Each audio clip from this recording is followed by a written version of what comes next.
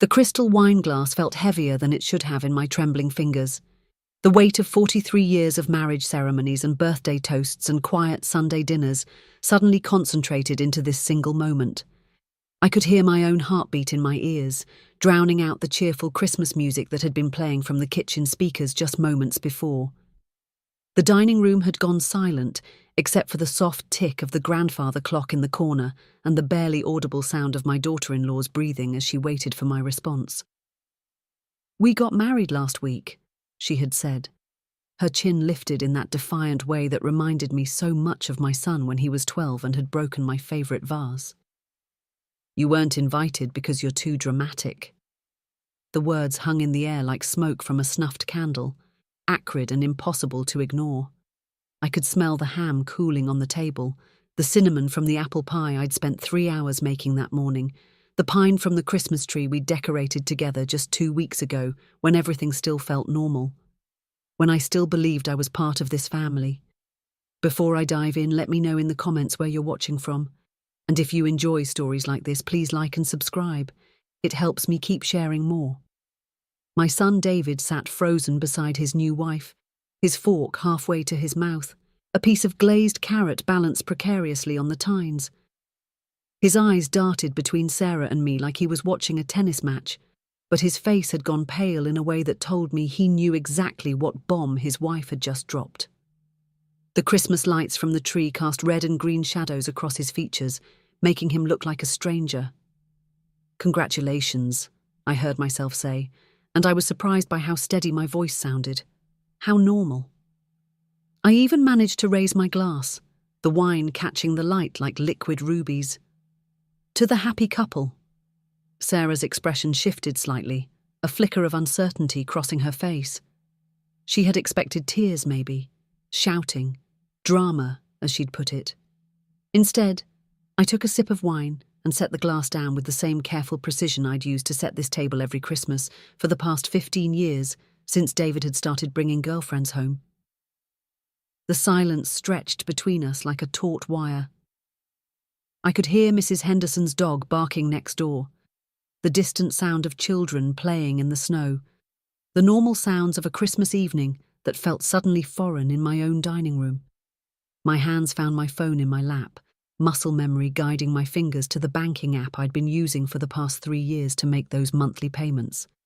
$1,800 every month for 36 months. The down payment had been $50,000, money I'd taken from my retirement fund without telling anyone, not even my late husband's brother who handled most of my finances. I'd wanted to help them, wanted to give them the start in life that David deserved after working so hard to finish his engineering degree. The house on Maple Street with the blue shutters and the garden where Sarah had planned to grow tomatoes. The house where they'd promised I could visit any time, where there would always be a guest room for Grandma Anna. The house where I'd imagined spending future Christmases, watching grandchildren open presents under a tree that would grow taller each year. My thumb hovered over the screen. The payment was scheduled for tomorrow, Christmas Day, just like it had been every month since they'd moved in. Just like it would be for the next 7 years until the mortgage was paid off and they owned it free and clear, never knowing that their monthly payments only covered half of what they actually owed. "The ham is getting cold," I said, standing up and smoothing my red dress, the one Sarah had complimented when I'd answered the door 2 hours ago, back when she'd hugged me and called me Mom and asked if she could help with anything in the kitchen, back when I'd thought we were family. David finally found his voice. "Mum, we wanted to tell you, but I'm too dramatic."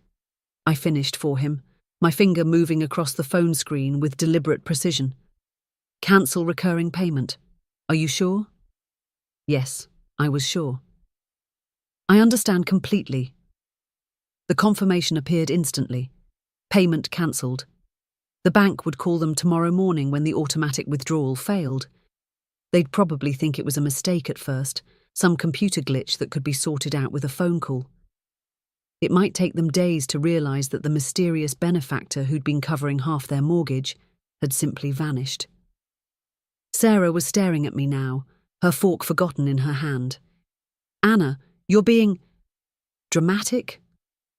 I smiled, and it felt like my face might crack from the effort. You're absolutely right.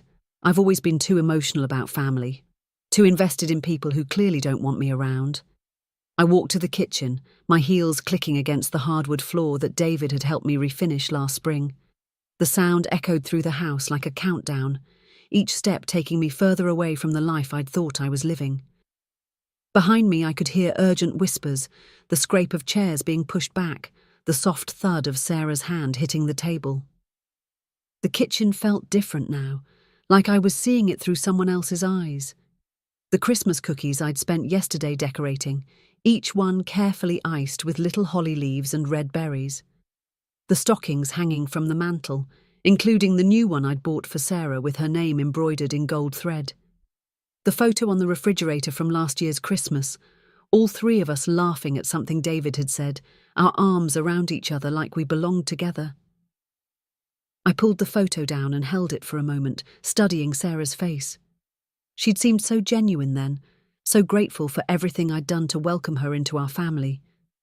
The cooking lessons, the shopping trips, the long conversations about David's childhood that had made her laugh until she cried. Had it all been an act? Or had something changed between then and now, some shift I'd been too blind to see?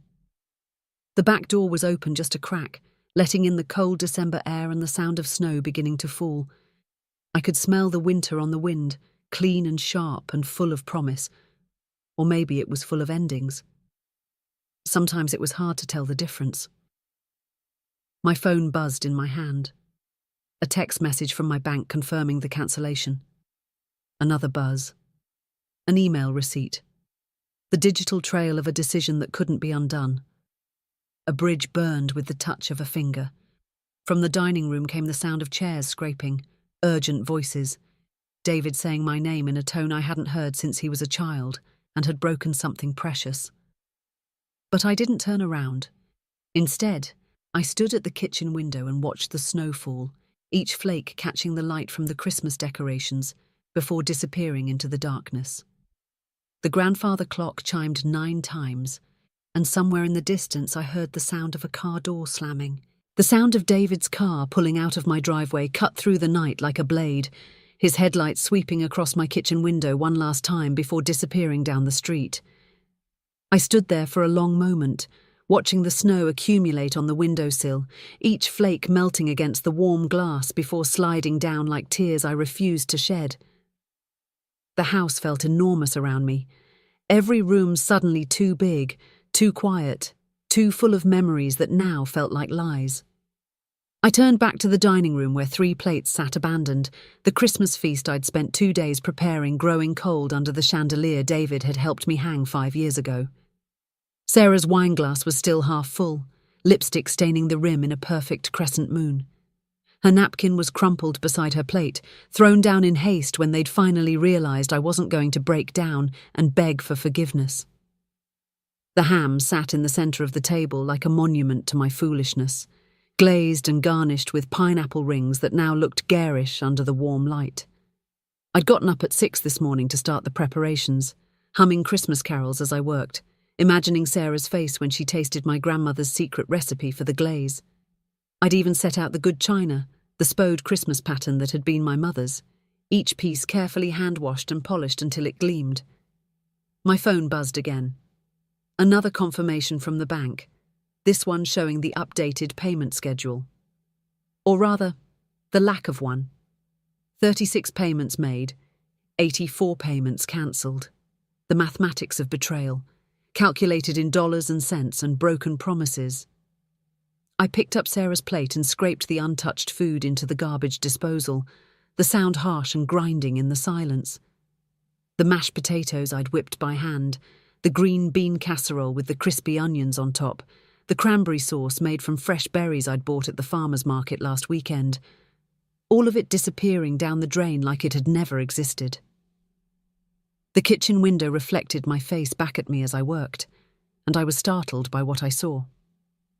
I looked older than I remembered, the lines around my eyes deeper, my hair more silver than brown now. When had that happened? When had I become this woman, this grandmother figure who could be dismissed so easily, whose feelings could be discarded like yesterday's newspaper? I thought about the first time David had brought Sarah home, 3 years ago on a warm spring evening when the cherry tree in my backyard was in full bloom. She'd been nervous, fidgeting with her purse strap and asking if she could help with dinner. I'd liked her immediately, the way she'd laughed at David's terrible jokes, the way she'd complimented my cooking and asked for the recipe for my lemon bars. She'd seemed so different from the other girls he'd dated, more genuine, more interested in family than in impressing anyone. I never really had a mother figure, she'd told me that night as we'd done dishes together, David outside grilling burgers and singing off-key to the radio. My mum died when I was 12, and my dad remarried someone who never really wanted kids around. I'd felt such a surge of protective love for her then, this young woman who'd been hurt by the very people who should have cherished her. I'd wanted to give her everything she'd missed, all the maternal warmth and guidance and unconditional support that had been stolen from her too early. I'd wanted to be the mother she'd never had. What a fool I'd been. The grandfather clock chimed the half hour, and I realised I'd been standing at the sink for 20 minutes, staring at my reflection and remembering things that apparently meant nothing to anyone but me. The snow was falling harder now, thick flakes that caught the porch light and swirled in the wind like a snow globe someone had shaken too hard. I dried my hands on the dish towel Sarah had given me last Christmas, red and green with little reindeer dancing across the fabric. "For the best cook I know," the card had said, signed with love and a little heart. I folded it carefully and placed it in the drawer with the others, all the small gifts and thoughtful gestures that had made me believe I mattered to her. My phone rang, David's name appearing on the screen with the photo I'd taken of him last summer at the lake, his face sunburned and happy as he held up a fish he'd caught. I let it ring 4 times before answering, my voice steady and calm. "Hello, David." "Mum, what the hell did you just do?" His voice was tight with panic, the careful control he'd maintained at dinner completely gone now. I could hear Sarah in the background, her voice high and sharp, though I couldn't make out the words. "I congratulated you on your marriage," I said, settling into my favourite chair by the window where I could watch the snowfall. "Wasn't that what you wanted?" "You know that's not what I mean. The bank just called. They said our payment was declined, that the account was closed. Mum, what did you do?" The desperation in his voice should have made me feel guilty, should have made me want to fix whatever I'd broken. Instead, I felt a strange sense of calm, like I'd finally stopped holding my breath after years of suffocation. "I stopped being dramatic," I said simply. "This isn't funny. We could lose the house. Do you understand that? We could lose everything. Everything." The word hung between us like a challenge. I thought about everything I'd lost tonight, everything I'd apparently never really had. The son who'd let his wife exclude me from the most important day of their lives. The daughter-in-law who'd smiled to my face while planning to cut me out of theirs. The family I'd thought I was building, one Sunday dinner and birthday celebration and holiday tradition at a time. "You should have thought about that before you decided I was too dramatic to include in your wedding," I said, and for the first time all evening I heard my voice crack slightly. "You should have thought about that before you let her speak to me like I was some embarrassing relative you had to tolerate." "Mum, please. Sarah didn't mean it like that. She was just nervous about telling you and it came out wrong. You know how you can be sometimes, how you get emotional about things." "How I get emotional about things. Like loving my son was a character flaw. Like caring about my family was something to be ashamed of." "I see," I said quietly. "So this is my fault." "That's not what I'm saying. Look, we can talk about this, we can work it out. Just please call the bank back, fix whatever you did. We'll come over tomorrow and we'll all sit down and—" "No." The word came out sharper than I'd intended, cutting through his pleading like a knife. "You made your choice, David. You chose her over me, chose to exclude me from your life, chose to let her insult me in my own home. Now you get to live with the consequences. She's my wife, Mum. Of course I chose her. That's what married people do." His words hit me like a physical blow, stealing the breath from my lungs. Of course he chose her.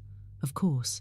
just like his father had chosen me all those years ago, building a life together that had felt unshakable until death had torn it apart. But David's father had never made me feel like I had to compete for his love, had never made me feel like caring about family was a burden to be endured. "Then I guess we have nothing more to discuss," I said, and before he could respond, I hung up.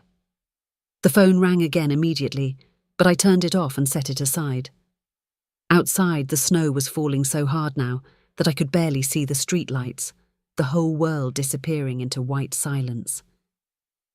I thought about the house on Maple Street, about David and Sarah sitting in their living room right now, probably calling lawyers or mortgage companies or anyone who might be able to fix what I'd broken. But I hadn't broken anything. I'd simply stopped paying for the privilege of being treated like I didn't matter. The front door opened with a soft click, and I heard footsteps in the hallway, slow and deliberate. My heart jumped, thinking David had come back, that maybe he'd realised what he'd lost tonight and wanted to make things right. But the footsteps were wrong, too light, too careful. "Anna!" Sarah's voice called from the entryway, tentative and small. "Anna, are you here? We need to talk." Sarah stood in my doorway like a ghost made of snow and regret, her dark hair damp with melted flakes, her cheeks flushed red from the cold. She'd come alone, I realised, which surprised me more than her presence itself. Her hands were shaking as she unwound her scarf, though whether from cold or nerves I couldn't tell. The porch light behind her created a halo effect that made her look younger, more vulnerable, like the girl who'd first walked into my kitchen 3 years ago asking if she could help with dinner. "David doesn't know I'm here," she said quietly, stepping inside without invitation and closing the door behind her. Snow clung to her boots, melting into small puddles on my hardwood floor. "He thinks I went to get coffee, to calm down." I remained in my chair by the window, watching her with the same detached curiosity I might reserve for a stranger. "And did you? Calm down?" She laughed, but there was no humour in it, just a sharp edge that cut through the silence between us. No, I don't think I'll be calm for a very long time." She moved further into the room, her eyes taking in the abandoned dinner table, the Christmas tree with its cheerful lights still twinkling. The carefully arranged presents underneath that would probably never be opened now. "You can sit," I said, gesturing to the couch across from me. "Though I imagine you won't be staying long." Sarah perched on the edge of the cushions like she might need to run at any moment, her purse clutched in her lap like a shield. Up close I could see that she'd been crying, her mascara smudged slightly beneath her eyes, her lipstick worn away. She looked nothing like the confident woman who'd announced her secret marriage just hours ago. "I need to know why," she said, her voice barely above a whisper. "I need to understand what you did and why you did it." The question hung between us like a challenge.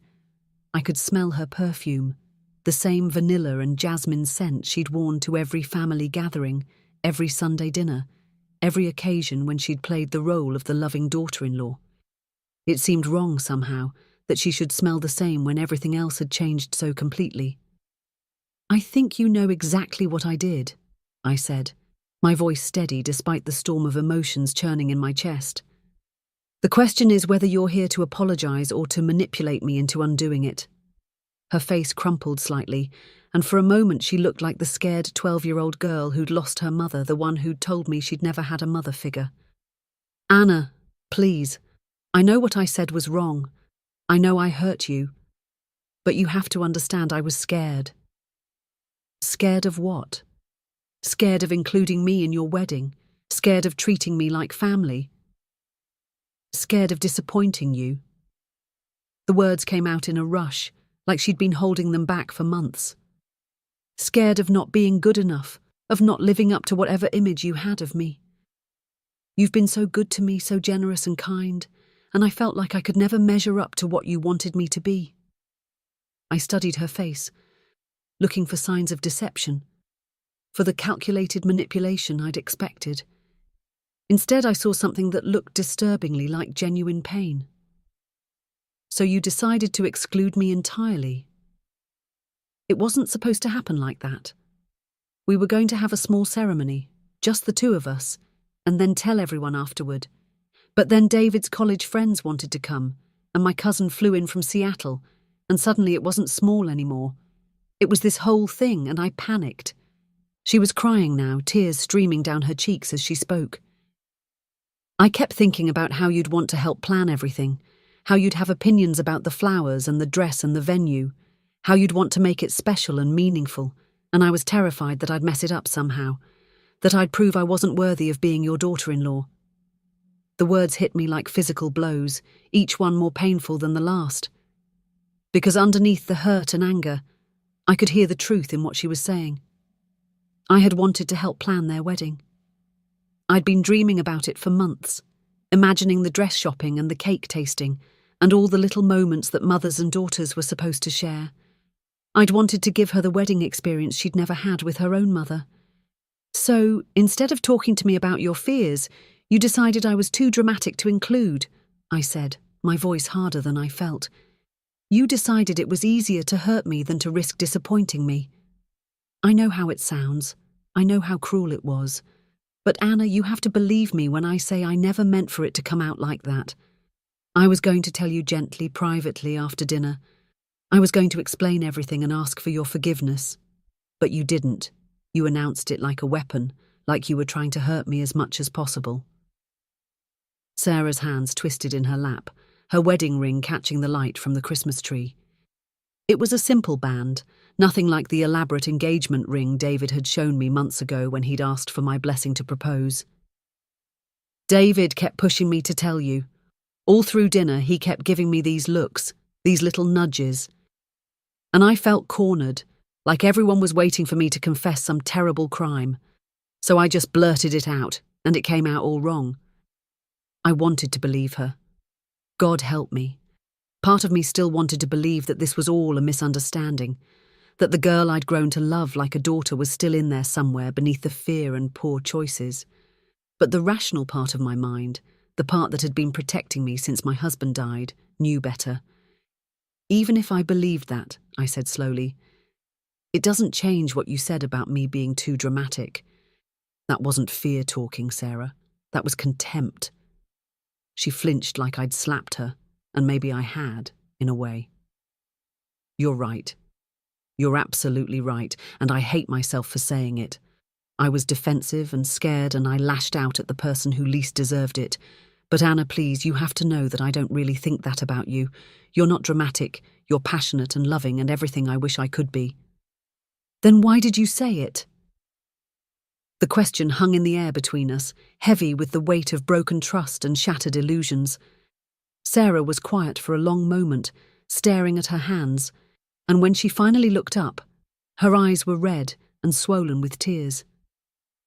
Because it's what David says sometimes, she whispered, and the words hit me like a physical blow. When you call too much, or when you want to help with something, or when you get excited about holidays and family traditions. He loves you, Anna, he really does. But sometimes he says you can be a bit much, a bit overwhelming, and I guess I internalized that, and when I was scared and cornered, it just came out. The betrayal was complete now, a perfect circle of pain that encompassed both my son and the woman I'd thought of as a daughter. David had been talking about me behind my back, reducing my love for my family to an inconvenience, a character flaw to be managed rather than cherished. And Sarah had absorbed those criticisms, had let them poison her view of me until she could throw them in my face like weapons. I see, I said quietly, and my voice sounded strange to my own ears, hollow and distant. So this is what you both really think of me? That I'm too much, too dramatic, too invested in a family that apparently doesn't want me around. No, Anna, that's not. Get out. The words came out sharp and final, cutting through her protest like a blade. Get out of my house. Sarah's face went white, and she half rose from the couch before sinking back down. Please, let me explain. Let me make this right. There's nothing to explain. You've made everything perfectly clear. I stood up, my legs unsteady beneath me, and walked to the front door. You and David have been discussing my flaws behind my back, deciding that my love for my family is something to be tolerated rather than appreciated. Well, congratulations. You won't have to tolerate it anymore. Anna, please, the house is your problem now. You wanted to be independent, to make your own decisions without the dramatic mother-in-law interfering. Well, now you can. You can figure out how to pay for it yourselves, how to keep it without my help. You can build your marriage on your own foundation instead of mine. Sarah was crying harder now, her composure completely shattered. We can't afford it without your help. You know we can't. David's student loans, my job at the non-profit, we're barely making ends meet as it is. Then you should have thought about that before you decided I wasn't worth including in your lives. I opened the front door, letting in a gust of cold air and swirling snow. The storm had intensified while we'd been talking, and the world outside looked like a blank canvas, all the familiar landmarks erased by the falling white. Goodbye, Sarah. She stood up slowly, her movements mechanical and defeated. As she walked past me toward the door, she stopped and turned back, her face streaked with tears and snow. I'm sorry, she whispered. I'm so sorry. I know you probably don't believe me, but I really did love you. I still do. You were the mother I never had, and I threw it away because I was scared and stupid and… If you loved me, I said quietly, you would have included me. You would have trusted me with your fears, instead of excluding me from your joy. Love doesn't hide in shadows, Sarah. Love doesn't announce itself with cruelty. She nodded, tears freezing on her cheeks as she stepped out into the storm. I watched her walk to her car, her figure becoming smaller and more indistinct with each step until she disappeared entirely into the swirling white. Then I closed the door and turned the lock, the sound echoing through my empty house like a gunshot. The silence that followed was absolute, broken only by the soft tick of the grandfather clock and the whisper of snow against the windows. I stood there for a long moment, my hand still on the doorknob, feeling the weight of what I'd just done settling over me like a shroud. Then I heard it. The sound of a car engine failing to start, the grinding whine of a battery dying in the cold.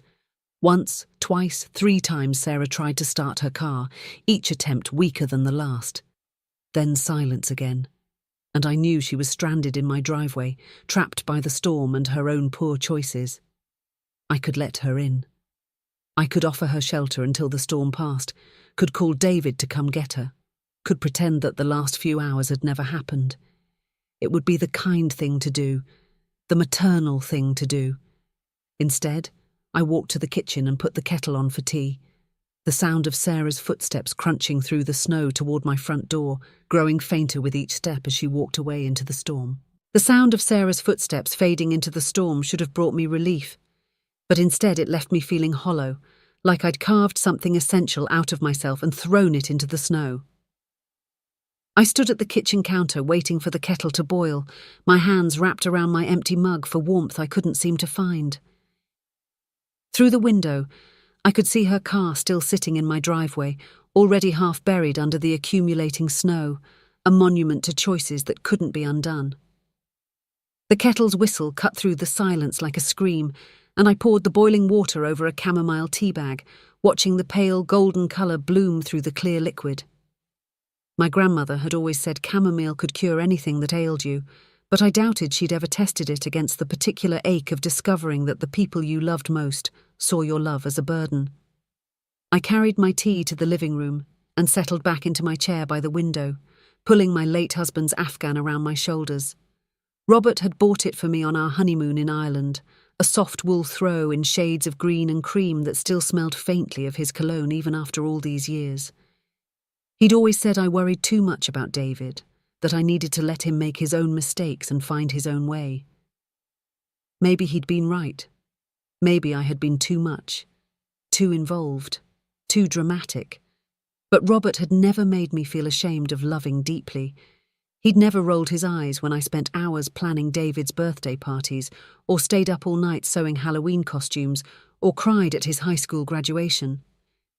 He'd understood that love, for me, was an active verb, something that required participation and investment, and yes, sometimes drama. My phone buzzed on the side table, and I glanced at it to see a text from David.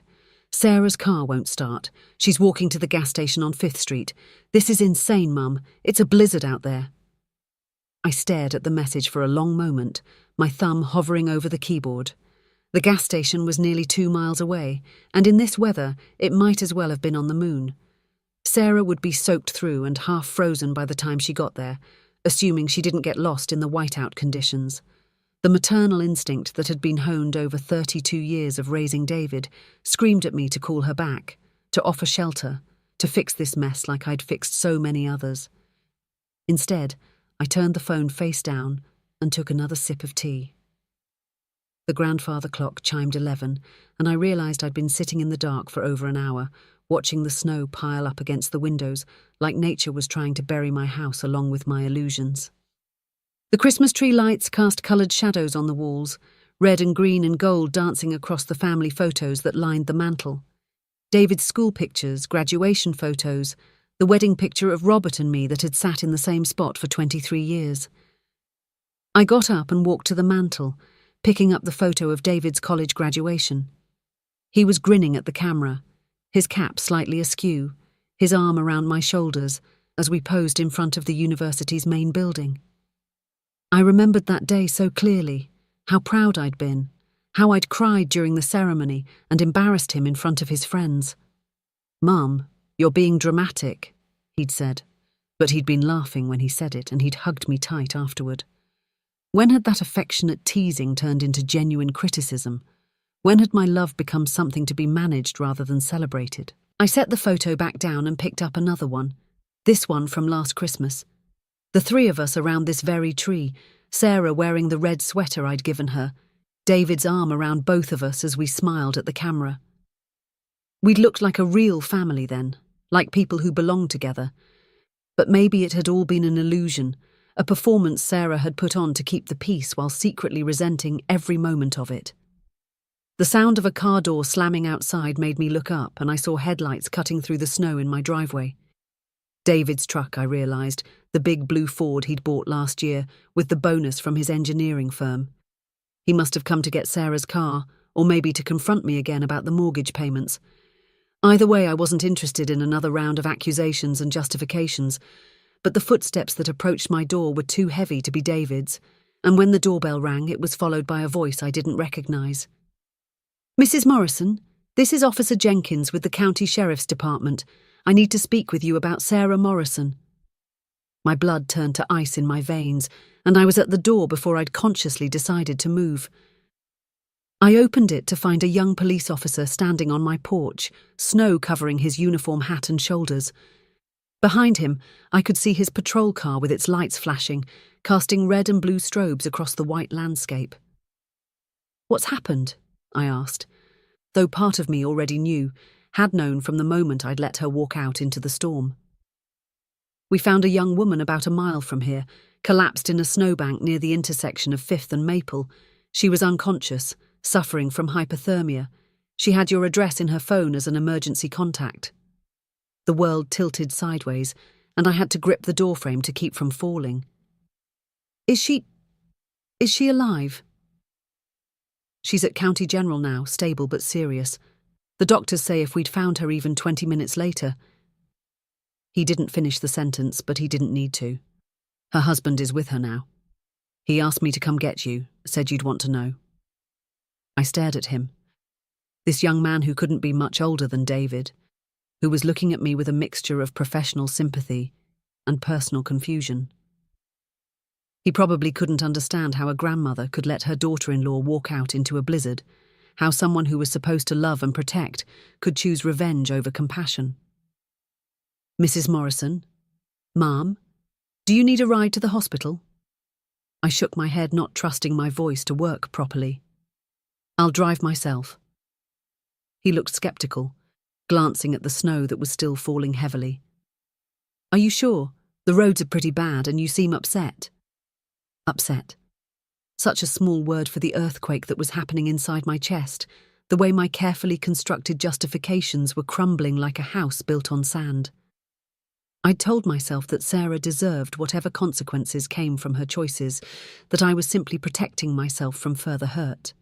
But standing here, listening to this officer describe finding her collapsed in the snow, I realized that my desire for justice had nearly become something much darker. "I'm fine," I lied, already reaching for my coat and keys. "Thank you for coming to tell me." The drive to the hospital was a nightmare of white-knuckle terror and self-recrimination.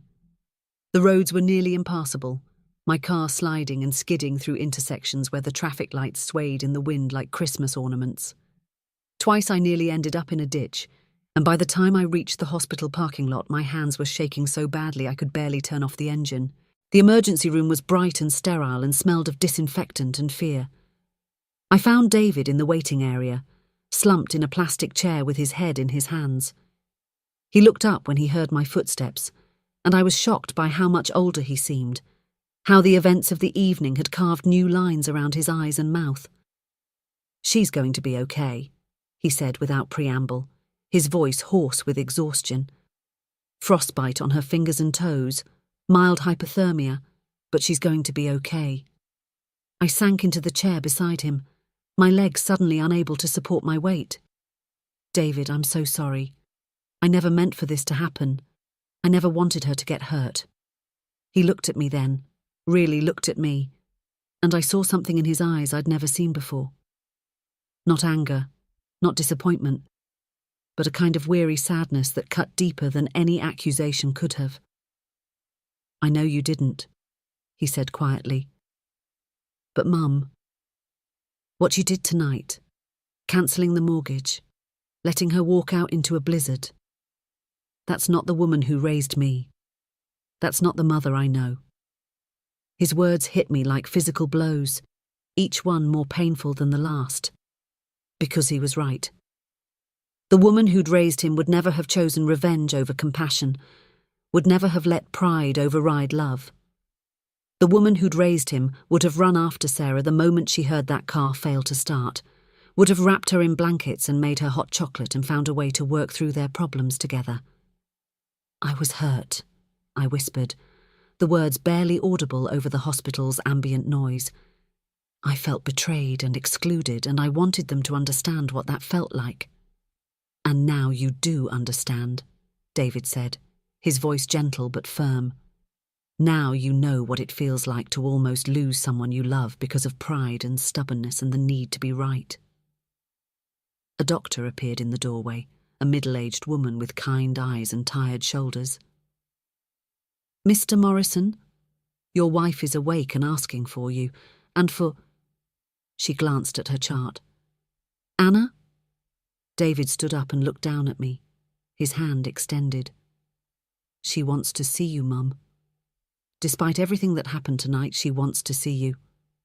I stared at his outstretched hand, this lifeline back to the family I'd nearly destroyed with my need for justice. Taking it would mean admitting I'd been wrong, would mean swallowing my pride and accepting that love sometimes meant being hurt and choosing to love anyway. But as I reached up to take David's hand, I heard the sound of running footsteps in the hallway behind us, and a voice I recognized calling my name with desperate urgency. The voice calling my name belonged to Mrs. Henderson, my next-door neighbour, and she was running down the hospital corridor with a speed that seemed impossible for her 78-year-old frame. Her grey hair was wild from the wind, her coat buttoned wrong, and her eyes held a panic that made my stomach drop before she even reached us. "Anna, thank God you're here," she gasped, clutching my arm with surprising strength. "It's your house. There's been an accident." The world seemed to slow down around me, the hospital sounds fading to a distant hum as I tried to process her words. "What kind of accident?" "A tree came down in the storm, one of those big oaks from the Hendersons' yard across the street. It hit your roof, went right through the living room where—" She paused, her face going pale as she realized what she was saying. "Where you would have been sitting if you'd been home. Anna, if you hadn't come here tonight, if you'd been in your usual chair by the window." David's hand tightened on mine, and I could feel him trembling. The chair where I'd been sitting just hours ago, wrapped in Robert's afghan, drinking tea and nursing my wounded pride. The chair where I always sat in the evenings, where anyone who knew me would expect to find me on a night like this. "The fire department is there now," Mrs. Henderson continued, her voice shaky. "They said the whole front of the house is destroyed. The living room, the kitchen, part of the upstairs. I'm so sorry, Anna. I know how much that house meant to you." I thought about the Christmas tree with its twinkling lights, probably crushed under tons of oak and plaster now. The family photos on the mantel, the carefully wrapped presents underneath, the dinner table still set with my mother's good china. All of it gone, erased in an instant by wind and weather and the random cruelty of nature. But strangely, the loss didn't feel as devastating as I'd expected. Maybe it was the shock, or maybe it was the realization that I could have been sitting in that chair when the tree fell, that my stubborn pride could have cost me more than just my relationship with my family. "Mrs. Morrison?" The doctor was still standing in the doorway, looking between us with professional concern. "Your daughter-in-law is asking for you. She's quite agitated, worried about something that happened earlier tonight." I looked at David, then at Mrs. Henderson, then back at the doctor. The house could wait. The insurance claims and the clean-up and the decisions about what to do next could all wait. Right now, there was a young woman in a hospital bed who'd nearly died because of choices we'd all made, and she was asking for me. "Take me to her," I said. Sarah's room was small and warm, filled with the soft beeping of monitors and the whisper of heated air. She looked so young lying there, her dark hair spread across the white pillow, her hands bandaged where the frostbite had taken hold. When she saw me, her eyes filled with tears and she tried to sit up despite the IV lines tethering her to the bed. "Anna, I'm so sorry," she whispered, her voice hoarse from the cold.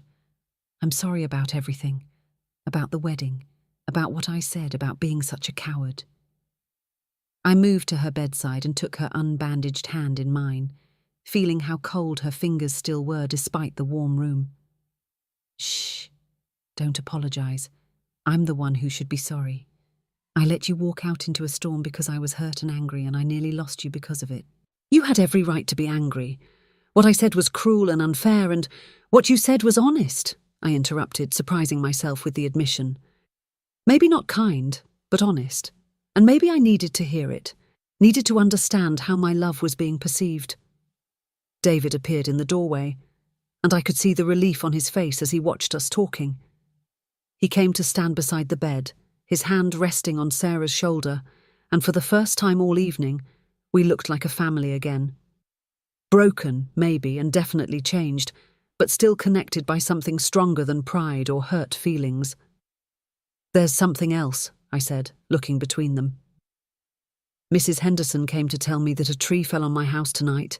The living room is destroyed, maybe more." Sarah's eyes widened in horror. "Oh my God, Anna. Your beautiful house, all your things, your memories. It's just stuff," I said, and realized I meant it. "What matters is that we're all here, all safe. What matters is that I get the chance to do better, to be better." I took a deep breath, feeling the weight of the evening's revelations settling over me like a blanket.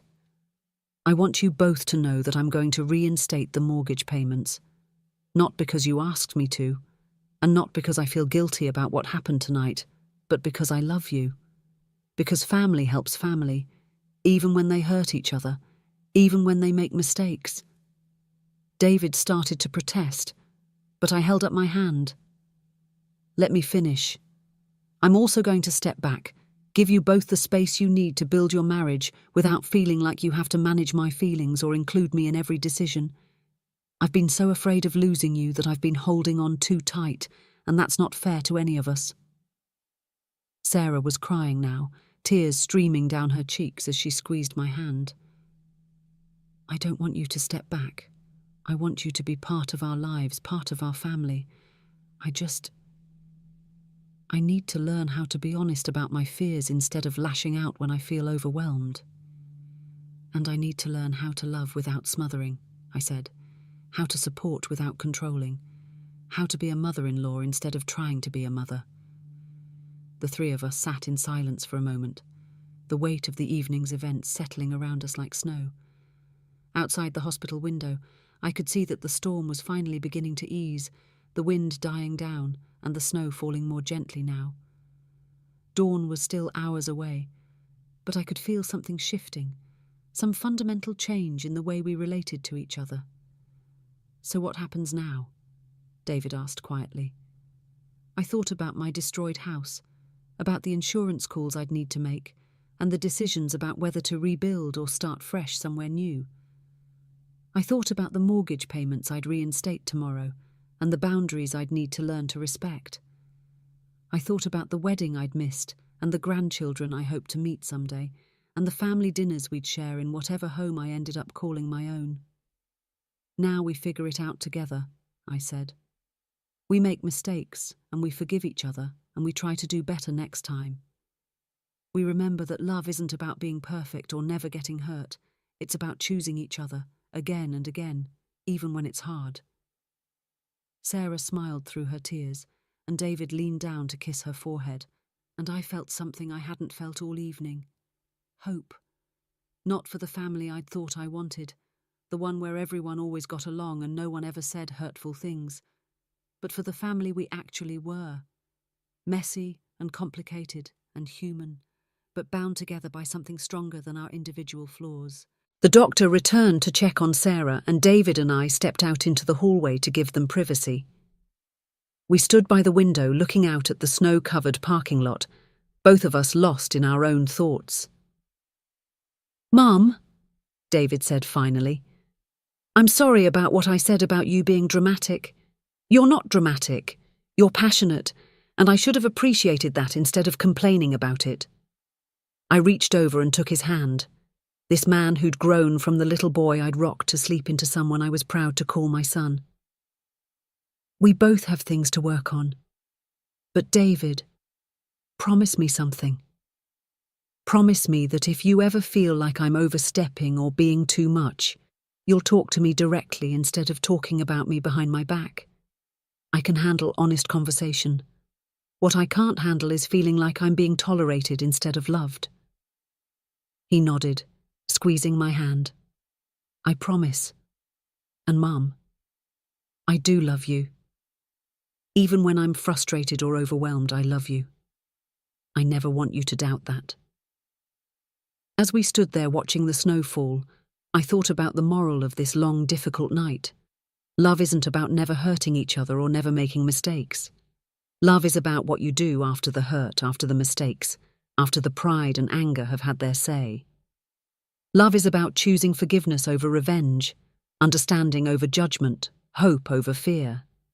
It's about learning that sometimes the people we love most will disappoint us, and sometimes we'll disappoint them. But that doesn't mean the love isn't real. It just means we're human, and being human means we're all works in progress, all learning how to love better with each passing day. The storm outside was ending, but I knew the real work was just beginning. We'd have to rebuild more than just my house. We'd have to rebuild trust, rebuild boundaries, rebuild our understanding of what it meant to be a family. But for the first time all evening, I believed we could do it. Because love, real love, is stronger than pride. It's stronger than hurt feelings and harsh words and even the storms that threaten to tear us apart. And sometimes, if we're very lucky, it's strong enough to give us second chances we don't deserve, but desperately need. What lesson are you taking from Anna's story tonight? Sometimes the greatest gift we can give the people we love is the space to make their own mistakes, and the grace to forgive them when they do. Share your thoughts in the comments below, and if this story moved you, subscribe for more tales that remind us what it truly means to be family.